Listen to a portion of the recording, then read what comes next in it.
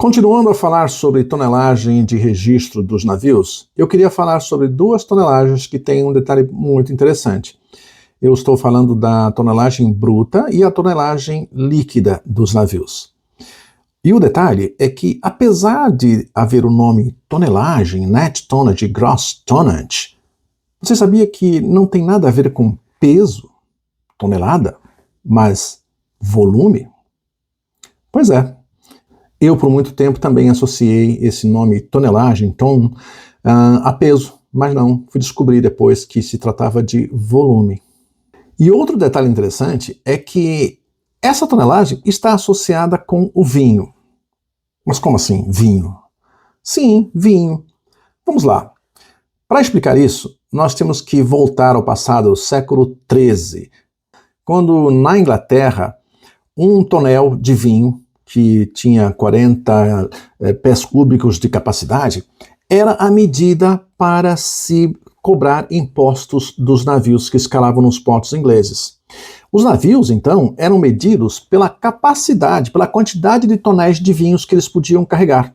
Então, é de um tonel de vinho que vem o nome ton. Inicialmente era T-U-N, que é um tonel em inglês, e depois, com o tempo, foi passando assim a ser chamado de ton.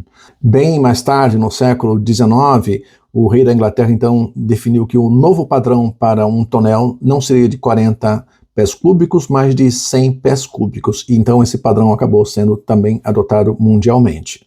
Mas o que é, então, o gross tonnage, isto é, a tonelagem bruta? Bom, a tonelagem bruta é todo o espaço interno de um navio, incluindo os seus porões, a casa de máquinas e as acomodações da tripulação.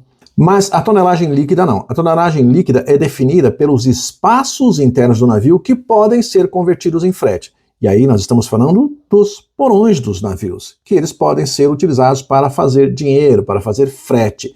Então nós temos aí então a tonelagem bruta, que é todos os espaços internos do navio, exceto os espaços confinados, isto é, aqueles que o homem não pode entrar, não pode acessar, e a tonelagem líquida, que são os espaços que podem ser convertidos em frete.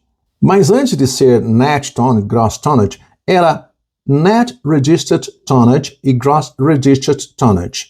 Porém, cada estaleiro adotava um critério um pouco diferente para medir os navios. E assim, em 1969, foi convencionado que, em vez de fazer uma medição, como era feita antes, seria adotar uma fórmula, um padrão único para definir as tonelagens dos navios.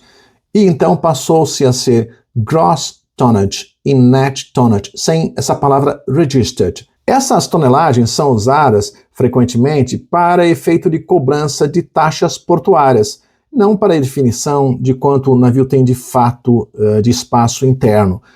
Então é isso. Interessante, né? E se você gostou desse conteúdo, dê um like aí. E não se esqueça de me seguir, porque eu tenho mais conteúdos para passar.